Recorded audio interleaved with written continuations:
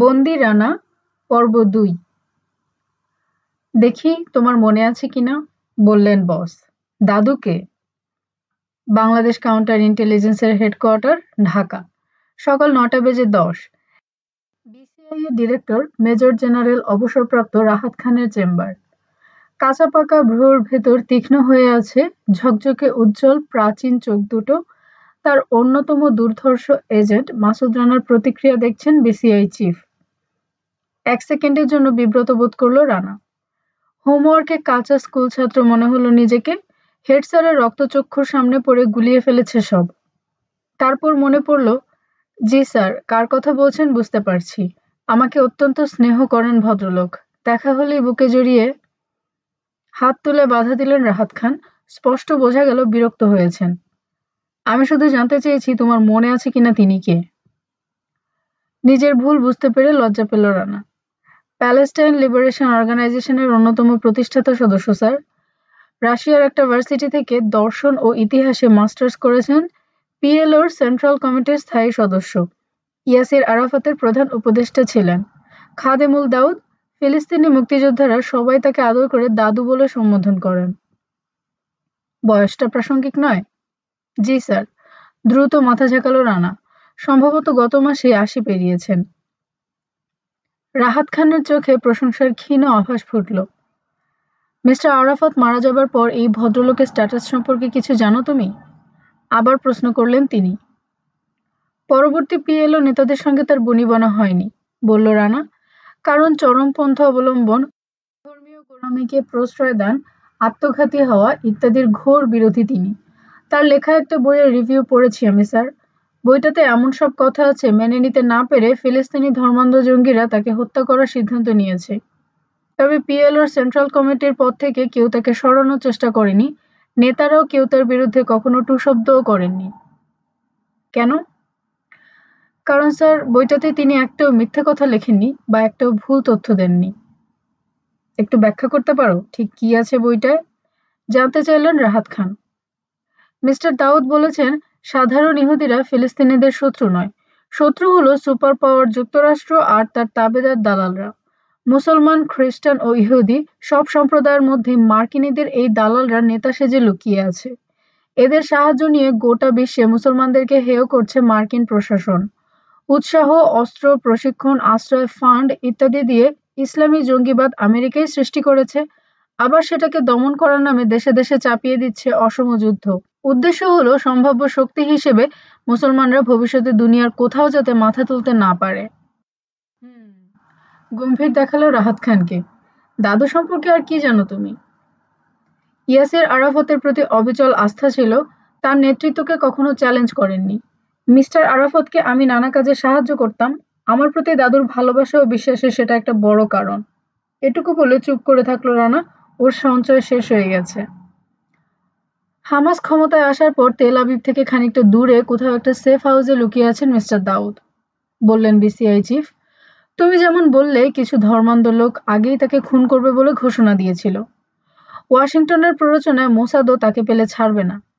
এই মুহূর্তে খুন করবে বলে হামাসের কিছু নেতাকর্মীও খুঁজছে তাকে। এরকম পরিস্থিতিতে অনুকূল ডিপ্লোম্যাটিক চ্যানেল থেকে তার একটা জরুরি মেসেজ পেয়েছি আমরা। সাহায্য চাইছেন দাদু? আমরা যাতে তাকে বাঁচানোর ব্যবস্থা করি? প্রশ্নটা করে নিজের উপরে বিরক্ত হলো রানা। বহু বছর ফিলিস্তিনিদের স্বাধীনতার পক্ষে কাজ করার সুবাদে খাদেমুল দাউদকে খুব ভালো করে চেনার সুযোগ হয়েছে ওর। কাজেই ওর বোঝা উচিত ছিল ব্যক্তিগত কোনো কাজে কখনোই কারো সাহায্য চাওয়ার পাত্র নন তিনি। না, বললেন বস, সে ধরনের কিছু নয়। তার সামনে ডেস্কের উপর একটা ফোল্ডার রয়েছে, সেটা খুললেন তিনি। ভেতর থেকে একটা এনভেলপ বের করে ঠেলে দিলেন রানার দিকে। মেসেজটা পড়ে দেখো। এনভেলপ খুলে কাগজটা বের করলো রানা। দেখা মাত্র দাদুর হাতের লেখা চিনতে পারলো ও। ছোট্ট একটা মেসেজ। স্নেহভাজন রানা, মৃত্যুশয্যা থেকে লিখছি। তোমাকে শেষ একবার দেখতে চাই, জরুরি। তোমার এখানে আসবার সমস্ত ব্যবস্থা করা আছে, দাদু। চোখ তুলল রানা। কাগজটা এনভেলপে ভরে বসের সামনে রাখলো। কি বুঝলে? জানতে চাইলেন বস। এনভেলপটা ফোল্ডারে ভরলেন। আমাকে দেখতে চাওয়াটা জরুরি হতে পারে না স্যার, বলল রানা। এর মধ্যে অন্য কোনো ব্যাপার আছে। হ্যাঁ, মেসেজ পড়ে কিছুই বোঝা যাচ্ছে না। ভারী গলায় বললেন রাহাত খান। তবে সিরিয়াস কোনো ব্যাপার বলেই মনে হচ্ছে। সেটা কি তা তোমাকে জানতে হবে ওখানে গিয়ে। চট করে একবার চোখ বুলিয়ে নিলেন হাত ঘড়ির ওপর। আর 2 ঘন্টা পর তোমার ফ্লাইট। জর্দানে যাচ্ছ তুমি। গলাটা হঠাৎ শুকনো লাগলো রানার। দাদু যদি তেল আবিবের কাছাকাছি কোথাও লুকিয়ে থাকেন, জর্দান থেকে সীমান্ত পেরিয়ে ইসরায়েলে ঢুকতে হবে আমাকে। ও আল্লাহ, ভাবল ও। আবার? হ্যাঁ। ক্ষীণ একটু হাসলেন বিসিআই চিফ। কাজটায় দক্ষ হয়ে উঠেছো তুমি। কিছু না বলে অপেক্ষা করছে রানা। মিস্টার খাদেমুল দাউদের অনুরোধে এবার তোমাকে সীমান্ত পেরোতে সাহায্য করবে জর্দানি ইন্টেলিজেন্স। ধীরে ধীরে বললেন বস। ওরা গোটা ব্যাপারটা জানে। ওদের মাধ্যমে মেসেজটা পেয়েছি আমরা। বাক্স থেকে সিগার বের করে ধরালেন। এক মুখ নীল ধোঁয়া ছাড়লেন উপর দিকে।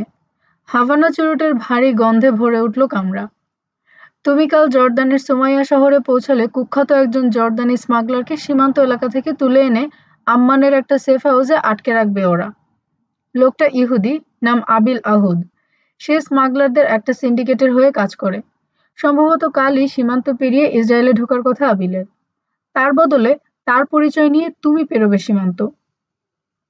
বুঝলাম না স্যার। মাথা চুলকে বলল রানা।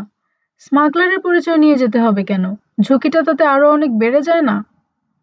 না, বরং ঠিক উল্টো। ঝুঁকি অনেক কমে আসবে, বললেন বিসিআই চিফ। কারণ ইসরায়েলি সীমান্তরক্ষীরা ইহুদি স্মাগলারদের বিশেষ খাতির করে, ধরলেও 2-3 দিন পর ছেড়ে দেয়।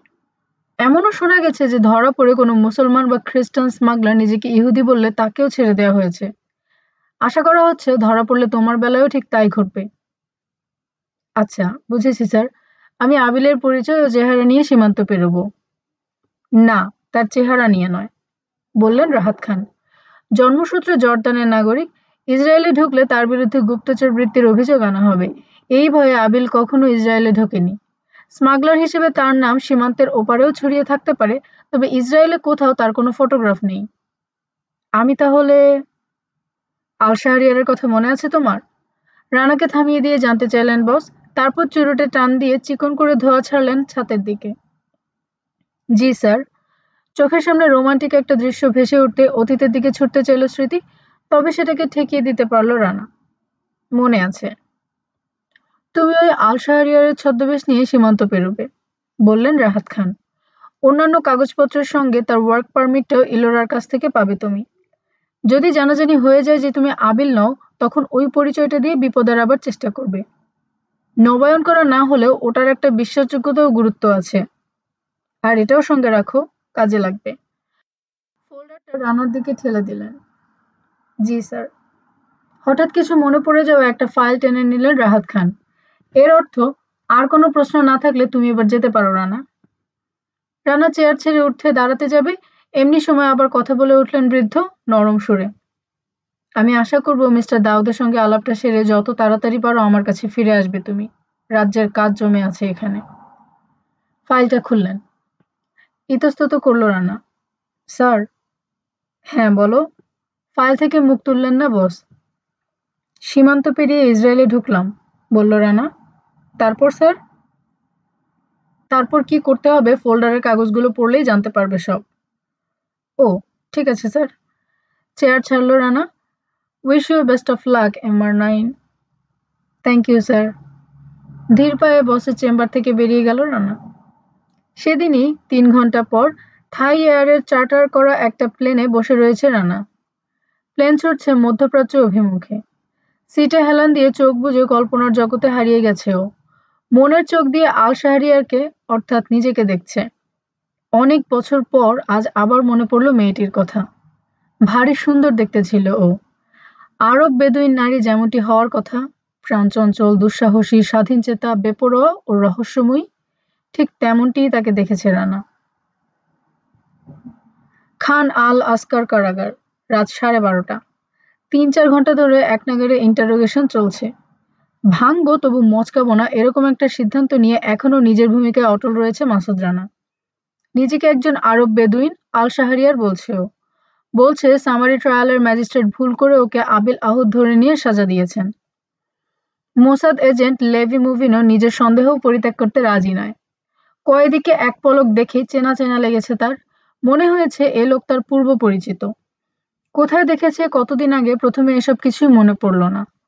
তারপর আন্দাজ করল মোসাদ হেডকোয়ার্টারের কম্পিউটারে এ লোকের ফাইল ফটো দেখেছে সে। তার যদি মারাত্মক কোনো ভুল না হয়, এ হচ্ছে ইসরায়েলের পরম শত্রু বাংলাদেশ কাউন্টার ইন্টেলিজেন্সের দুর্ধর্ষ এজেন্ট মাসুদ রানা। অনেক চেষ্টা করেও একে শায়েস্তা করতে পারেনি মোসাদ। সেলের ভিতর ৩ জন সশস্ত্র সিপাই সতর্ক অবস্থায় দাঁড়িয়ে, তাদের হাতের রাইফেল রানার দিকে তাক করা। ২টো চেয়ার আনা হয়েছে সেলে। একটায় বসেছেন পুলিশ সুপার বখতিয়ার খিলজি, আরেকটায় তরুণ মোসাদ এজেন্ট লেভি মুভিন। দেয়ালে হেলান দিয়ে শিথিল ভঙ্গিতে দাঁড়িয়ে রয়েছে রানা। সেলের অপর কয়েদি বুড়ো ড্যান ব্রাউন এখনো সেই আগের মতোই দেয়ালের দিকে মুখ করে নিজের বেডে শুয়ে আছে, তবে ঘুমাচ্ছে কিনা বলা মুশকিল। মিস্টার খিলজি, আপনাকে আবার আমি অনুরোধ করছি, রুমাল দিয়ে ঘাড় ও কপালের ঘাম মুছতে মুছতে বলল মুভিন। এই লোককে কথা বলবার জন্য আমাকে কিছু ইকুইপমেন্ট আনিয়ে দিন। ঠিক আছে, আর কিছু লাগবে না, শুধু ইলেকট্রিক শক দেওয়ার ব্যবস্থা করে দিন প্লিজ। তারপর দেখবেন কেমন বাপ বাপ করে স্বীকার করে যাচ্ছে সব কথা। মাথা নাড়লেন পুলিশ সুপার বখতিয়ার খিলজি। তা হয় না মিস্টার মুভিন, বললেন তিনি। আপনাকে তো বললামই, সাজা পাওয়া কয়েদির উপর টর্চার করার নিয়ম নেই এখানে। কিন্তু আপনি খুব ভালো করেই জানেন মোসাদ চাইলে আপনাদের যে কোনো কয়েদিকে তেল আবিবে নিয়ে গিয়ে টর্চার করে মেরে ফেলতে পারে। এই কয়েদি যখন আমাদের দায়িত্বে থাকবে না, তখন আমরা দেখতেও যাব না তাকে নিয়ে কে কি করছে। মরিয়া হয়ে রানার দিকে তাকালো মোসাদ এজেন্ট। তোমাকেও শেষবারের মতো জিজ্ঞেস করছি, সাহস থাকে তো স্বীকার করো তুমি মাসুদ রানা। সাহস থাকলেও স্বীকার করতাম না স্যার, বলে ম্লান একটু হাসল রানা। কারণ আমি স্মাগলার আবিল আহুদও নই, নই আপনার জানের দুশমন মাসুদ রানা। আমি আল শাহরিয়ার। এত স্পর্ধা তোমার হয় কি করে? তুমি হাসছো কিভাবে? ক্ষেপে উঠল মুভিন। হাসছি অতি দুঃখে স্যার, বলল রানা। আর দুঃখের কারণ আপনার নির্বুদ্ধিতা। আগুনে যেন ঘি পড়ল। কি বললে? প্রচন্ড রাগে হিস হিস করে উঠলেন মুভিন। গত শুক্রবার রাতে আল আসকার হাইওয়েতে সামারি কোর্ট বসেছিল, বলল রানা। একটু খোঁজ নিলেই জানতে পারবেন যে ম্যাজিস্ট্রেট আমাকে সাজা দিয়েছেন তার নাম ঠিকানা। চেষ্টা করলে তার কাছ থেকে আমার ওয়ার্ক পারমিটটাও আনিয়ে নিতে পারবেন। ব্যাস, ঝামেলা শেষ। তুমি আর তোমার সমস্ত ঝামেলা শেষ হবে মোসাদ হেডকোয়ার্টারে, চিবিয়ে চিবিয়ে বলল মুভিন। কিভাবে বলছি? এখানে আসার আগে অ্যাসিস্ট্যান্ট জেলারের সঙ্গে কথা হয়েছে আমার। তার কোয়ার্টারে ফ্যাক্স ও ইন্টারনেট সুবিধা পাওয়া যাবে। এখন আমি সোজা ওখানে ফিরে যাচ্ছি। ভদ্রলোক যদি জেগে থাকেন তাহলে মোসাদ হেডকোয়ার্টারের সঙ্গে যোগাযোগ করব, মেসেজে বলবো তোমার শ্রীমুখের ফটোটা যেন ইমেইলে এখনই পাঠিয়ে দেওয়া হয় আমাকে। হাতঘড়ির উপর চোখ বুলিয়ে বখতিয়ার খিলজি বললেন, অ্যাসিস্ট্যান্ট জেলার হার্টের রোগী মিস্টার মুভিন। ঠিক 11টার সময় ট্যাবলেট খেয়ে ঘুমিয়ে পড়েন তিনি। সেক্ষেত্রে সকালে একেবারে ফার্স্ট আওয়ারে মেসেজটা পাঠাবো আমি, বললেন মুভিন। রানার দিকে তাকিয়ে বেসুরো গলায় হাসল সে। ফটো সহ তোমার ডিটেলস পেতে কতক্ষণ লাগবে? নিশ্চয়ই ৫-৭ মিনিটের বেশি নয়। সেটাই ভালো হবে স্যার, বলল রানা। নিজেই তখন বুঝতে পারবেন আপনার ভুলটা কোথায় হচ্ছে। না, আমি কোথাও ভুল করছি না। এক লাফে ৩টে প্রমোশন পেতে যাচ্ছি, বুঝলে?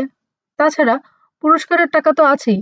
তোমাকে জীবিত বা মৃত ধরতে পারলে কত টাকা যেন পুরস্কার ঘোষণা করা হয়েছিল? থাক, তুমি তো বলবে না, ওটা আমি হেডকোয়ার্টার থেকে জেনে নেব। পুলিশ সুপারের দিকে তাকালো মোসাদ এজেন্ট। জানতে চাইল, অ্যাসিস্ট্যান্ট জেলার কথা দিয়েছিলেন তিনি আমার থাকার ব্যবস্থা করবেন। ভদ্রলোক যদি ঘুমিয়ে পড়ে থাকেন, রাতটা আমার কোথায় কাটবে মিস্টার খিলজি? আপনার মতো মেহমানদের জন্য আমাদের একটা গেস্ট হাউস আছে, বললেন পুলিশ সুপার। ট্রাউজারের পকেটে হাত চাপড়ালেন একবার। আমার কাছে চাবি আছে। অ্যাসিস্ট্যান্ট জেলারের কোয়ার্টার ও হসপিটালের ঠিক মাঝখানের দালানটাই। একটু থেমে আবার বললেন, তবে একটু কষ্ট করে প্রথমে আপনাকে আমার কোয়ার্টারে যেতে হবে। ওখানেই আপনার খাওয়া দাওয়ার ব্যবস্থা করা হয়েছে। ভেরি গুড, সন্তুষ্ট দেখালো মুভিনকে। তারপর বলল, সকালে আবার এখানে আসার জন্য আপনাকে আমার দরকার হবে। মাথা ঝাঁকালেন খিলজি। সকাল ৯টায় তৈরি হয়ে অপেক্ষা করব আমি, বললেন তিনি। ধন্যবাদ, চলুন তাহলে যাওয়া যাক। চেয়ার ছাড়ল মুভিন। সেল থেকে বেরোবার আগে হঠাৎ ঘাড় ফিরিয়ে রানার দিকে তাকালো একবার সে। আর মাত্র কয়েক ঘন্টা মাসুদ রানা, তারপর তোমার মাথায় নরক ভেঙে পড়বে। কেউ বাঁচাতে পারবে না তোমাকে।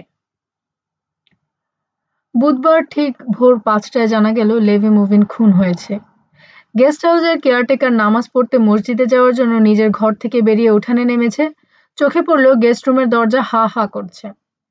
তার জানা আছে তেল আবিব থেকে আসা একজন গেস্টের থাকার কথা ওই কামরায়। ভদ্রলোক জরুরি কি একটা কাজে এসেছেন, সেটা শেষ করতে রাত গভীর হয়ে যাবে, তাই তার কাছ থেকে কামরাটার চাবি চেয়ে নিয়েছিলেন পুলিশ সুপারিনটেন্ডেন্ট বখতিয়ার খিলজি। এখনো ভোর হয়নি, এভাবে কারো দরজা খোলা থাকার কথা নয়। ব্যাপারটা কি দেখবার জন্য উঠান পার হয়ে এসে সিঁড়ি বেয়ে টেরেসে, সেখান থেকে কামরাটার সামনে এসে দাঁড়ালো কেয়ারটেকার। অন্ধকার ঘর, কিছুই দেখা যাচ্ছে না। বার কয়েক কাশি দিল সে, কিন্তু কোনো সাড়া পাওয়া গেল না। অগত্যা অন্ধকার ঘরে ঢুকে দেয়াল হাতড়ে আলো জ্বালল কেয়ারটেকার। সঙ্গে সঙ্গে আঁতকে উঠল সে।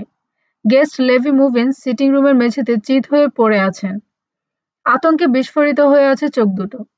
গলার ফর্সা চামড়ায় লালচে কালো লম্বা দাগ দেখা যাচ্ছে। সামান্য ফাঁক হয়ে থাকা মুখের বাইরে বেরিয়ে এসেছে জিভের ডগা। অত্যন্ত কুৎসিত একটা ভাব এনে দিয়েছে দৃশ্যটায়।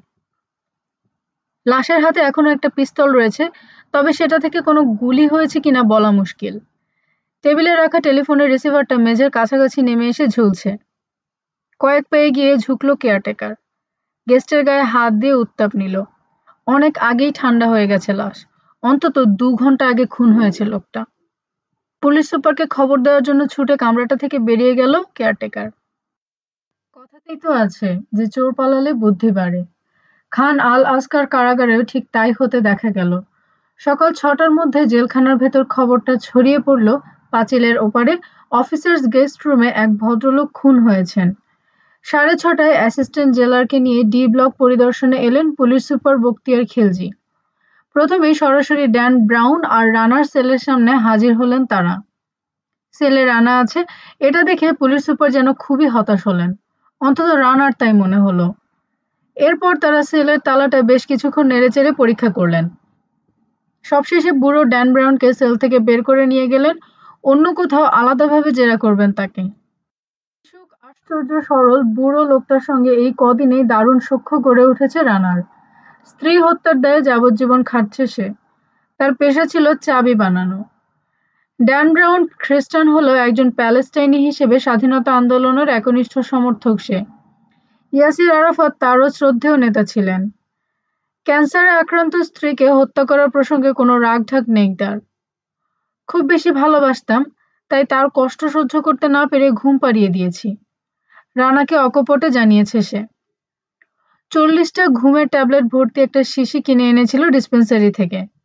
স্ত্রীর সঙ্গে আগেই কথা হয়েছিল, ট্যাবলেটগুলো গুঁড়ো করে দুধের সঙ্গে মিশিয়ে খাইয়ে দিয়েছে। বিছানায় পরস্পরকে জড়িয়ে ধরে শুয়েছিল দুজনে।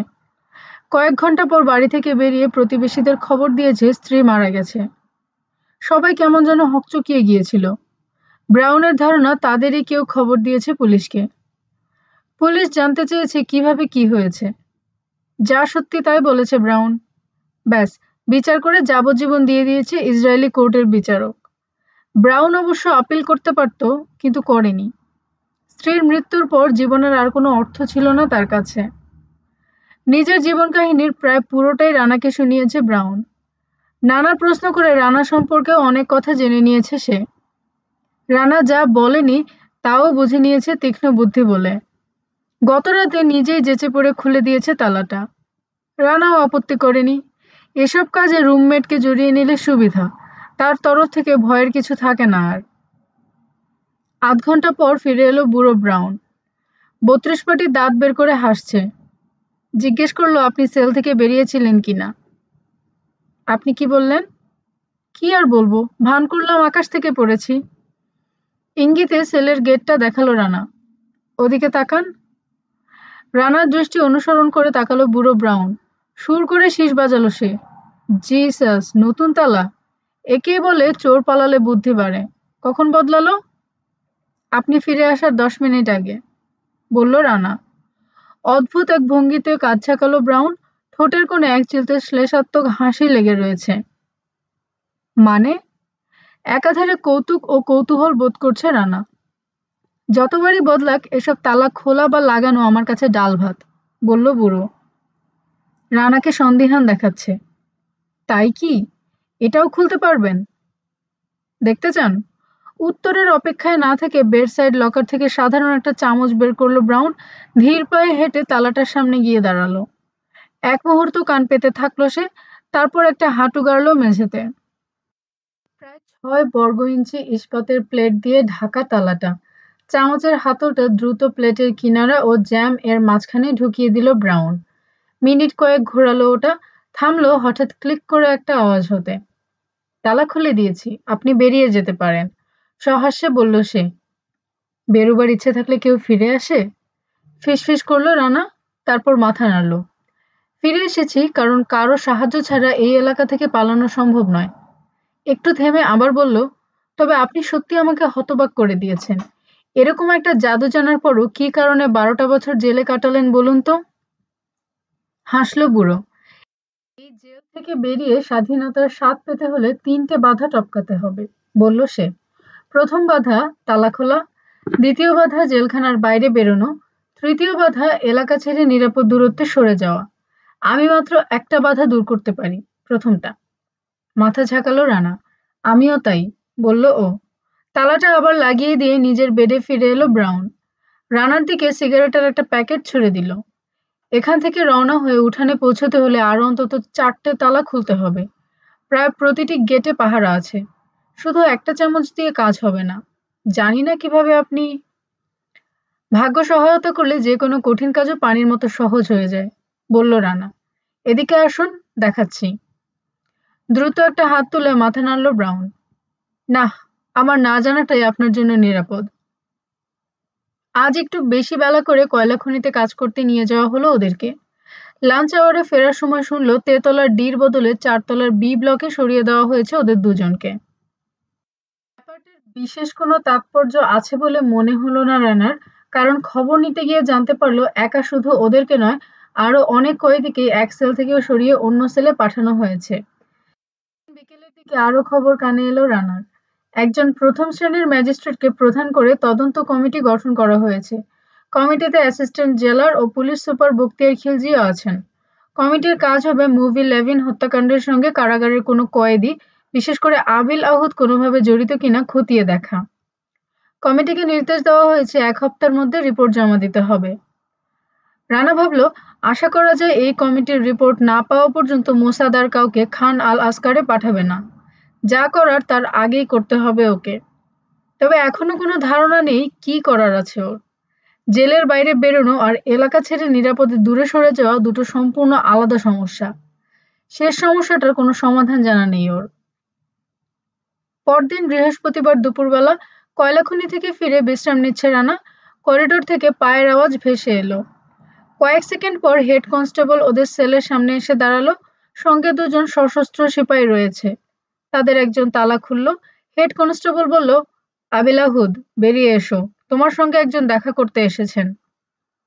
ভুরু কোঁচকালো রানা। কে, নাম কি? জেফার টমসন নামে এক উকিল, তেল আবিব থেকে আসছেন। আপিল না কি ব্যাপারে একটা কথা বলতে চান। আধ ঘন্টা লাইনে অপেক্ষা করার পর ভিজিটিং রুমে ঢোকার সুযোগ পেল রানা।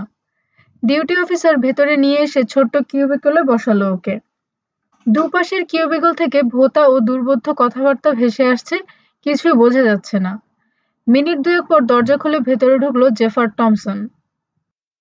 প্রথমেই নজর কেড়ে নিল প্রজাপতি আকৃতির গোঁফজোড়া। ছোটখাটো একজন লোক, চোখে মুখে ধূর্ত ভাব, তবে অস্পষ্ট ডোরাকাটা কাপড়ের স্যুটটার কাটছাঁট চমৎকার। মাথায় বোলার হ্যাট পরেছে, হাতে ব্রিফকেস। বসলো লোকটা। তার দিয়ে তৈরি জালের ওদিক থেকে রানার চোখে চোখ রেখে হাসল। আপনি আমাকে চিনবেন না মিস্টার আল শাহরিয়ার, আমি জেফার টমসন, পিএলওর একজন অফিসিয়াল লয়ার। শুনলাম, বলল রানা। ভাবল আমার আসল পরিচয় জানানো হয়নি লোকটাকে। কে পাঠিয়েছে আপনাকে? খাদেমুল দাউদ।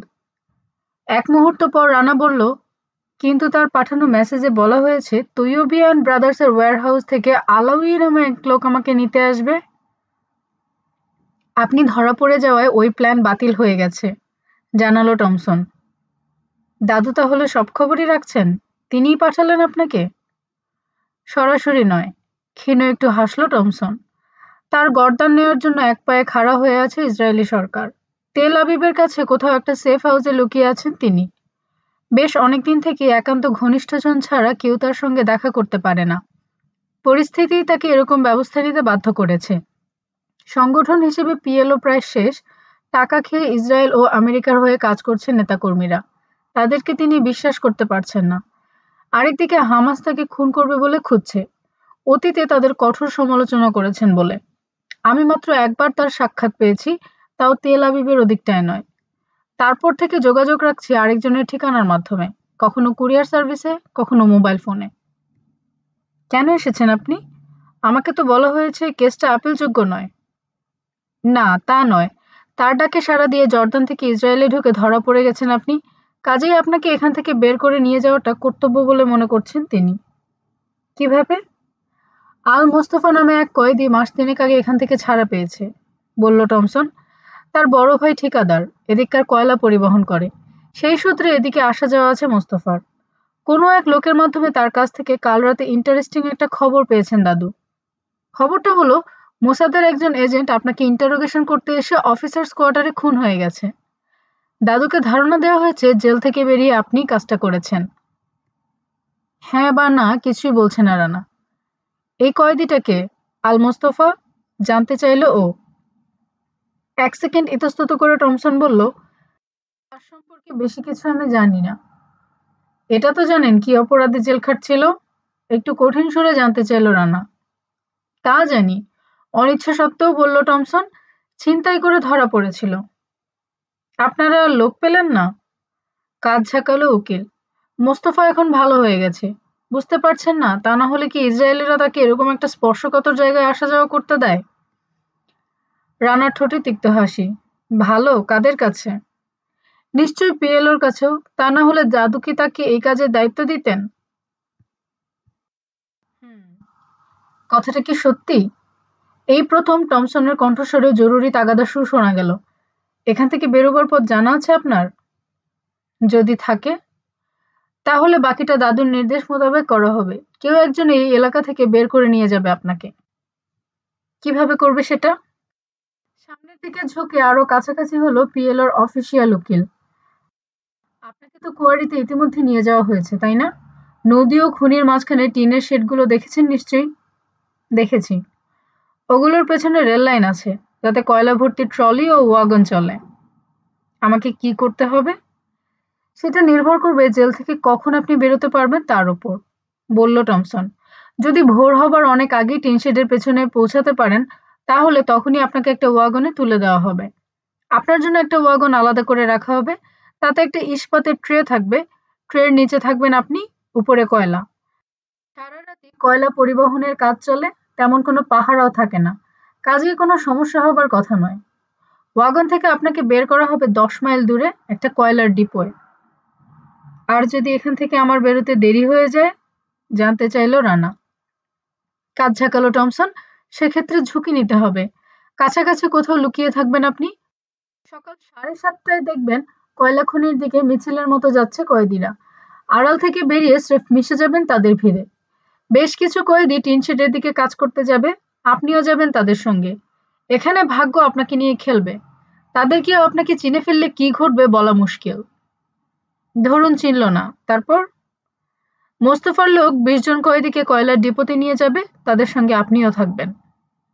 মোস্তফার লোক আমাকে চিনবে কিভাবে? আপনার শার্ট আর কলার খাড়া করা থাকবে। আমি তাকে চিনব কিভাবে? তার গায়ে কালো শার্ট থাকবে। তারপর? লাঞ্চ আওয়ারে সবাই ফিরলেও আপনি ওই ডিপোয় রয়ে যাবেন। পরে সময় ও সুযোগ মতো ওখান থেকে নিরাপদে সরে যাবার পথ দেখিয়ে দেওয়া হবে আপনাকে, বলল টমসন। জলাভূমি আর ব্রিজ পেরোবার পর পাথরের তৈরি একটা বাড়ি পাবেন। সেখানে পুলিশের একটা জিপ লুকানো আছে। গাড়িটা অনেক আগে চুরি করা হয়েছে, তবে নাম্বার প্লেটটা নতুন। পুলিশ অফিসারের ইউনিফর্ম, কাগজপত্র এসবও পাবেন। আর্মস? জানতে চাইল রানা। একান্ত দরকার? বলেন কি, একজন পুলিশ অফিসারের কাছে অস্ত্র থাকবে না? কিন্তু আপনি তো ভুয়া পুলিশ অফিসার। সেজন্যই তো আরো বেশি দরকার। কাজ ঝাঁকালো উকিল। মোস্তফার জন্য কাজটা খুব কঠিন হবে। ঠিক আছে, যেভাবে হোক ম্যানেজ করতে হবে তাকে। ঠিক কি ধরনের অস্ত্র চান আপনি? পিস্তল। ওয়ালথার পিপি হলে ভালো হয়, বলল রানা। ও জিনিস ইসরায়েলি অনেক পুলিশই ব্যবহার করে। ঠিক আছে, আর কিছু? একটা ব্রিফকেস। বেশ। তারপর পুলিশ সেজে ওখান থেকে কোথায় যাব আমি? জানতে চাইল রানা। মোস্তফাকে সমস্ত নির্দেশ দেওয়া আছে। ওগুলো জানার পর দাদুর কাছে পৌঁছাতে আপনার কোনো সমস্যা হবে না। এর বেশি আমি কিছু জানি না। চিন্তা করছে রানা। পরিস্থিতি মোটেও সুবিধার নয়। একজন ছিনতাইকারীর হাতে তুলে দিতে হবে নিজেকে। টমসনকেও নিরেট নয়, বরং খুবই ফাঁপা একজন লোক বলে মনে হচ্ছে। তবে এও ঠিক, বাজ-বিচার করার সুযোগ নেই ওর। কি ঠিক করলেন? জানতে চাইল পিএলওর উকিল। মাথা ঝাঁকালো রানা। ঠিক আছে। রেডি হতে কতক্ষণ সময় নেবে মোস্তফা? সে এখনই রেডি, বলল উকিল। আমার ধারণা আপনিও সময় নষ্ট করতে চান না। এ তো জানা কথা যে প্রতিশোধ নেওয়ার জন্য মরিয়া হয়ে উঠবে মোসাদ। এক মুহূর্ত চিন্তা করল রানা। তাহলে রোববারে। বেশ, বলল টমসন। বিশেষ কোনো কারণ আছে মিস্টার শাহরিয়ার? ৬টায় সন্ধে হলেও রোববারে আমাদের উইংয়ে তালা দেওয়া হয় ৬:৩০, বলল রানা। ওই সময় থেকে মাত্র একজন অফিসার ডিউটি দেয় সেন্ট্রাল হলে, বাকি সবাই টিভি দেখতে চলে যায় মেসে। ডিউটি মানে মাঝে মধ্যে ব্লকগুলো চেক করা। তার মানে পালাবার সময় আমি যদি ধরা না পড়ি, সকাল ৭টায় সেল খুলতে আসার আগে কেউ জানতে পারবে না আমি পালিয়েছি। কথাটায় যুক্তি আছে, বলল টমসন। খানিক ইতস্তত করে জানতে চাইল, আচ্ছা, সত্যি বেরোতে পারবেন তো? হাসল রানা। এতদিনে নিশ্চয়ই আপনার বোঝার কথা জীবনের কোনো কিছুতেই কোনো নিশ্চয়তা নেই মিস্টার টমসন। মনে করিয়ে দেওয়ার জন্য ধন্যবাদ মিস্টার শাহরিয়ার। টেবিল থেকে হ্যাট ও ব্রিফকেস তুলে নিয়ে চেয়ারটা পেছনে সরালো টমসন। আর কিছু আলোচনা করার নেই। অপেক্ষায় থাকবো সোমবারের পত্রিকায় কি ছাপা হয় দেখার জন্য। আমিও। সেলে ফিরে রানা দেখলো টেবিলে দুপুরের খাবার সাজাচ্ছে ব্রাউন। ওকে দেখে প্রশ্নবোধক দৃষ্টিতে তাকালো সে। বিষয়টা কি? কাঁধ ঝাঁকালো রানা। আগেই সিদ্ধান্ত নিয়েছে কিছুই বলবে না বুড়োকে। বলা মানে এই লোকটার বিপদে পড়ার ঝুঁকি তৈরি করা। উপকার করার ছলে আসলে এক ডাকাত এসেছে। বলেছে অনেক কাঠখড় পুড়িয়ে আপিল করিয়ে দেবে, কিন্তু সেজন্য $1,00,000 দিতে হবে তাকে, 50,000 অগ্রিম। এদেরকে গুলি করে মারা উচিত, বলল ব্রাউন। বিপদগ্রস্ত মানুষের গলায় ছুরি চালাবার ওস্তাদ। বাদ দিন, বলে হাত ধুয়ে খেতে বসল রানা।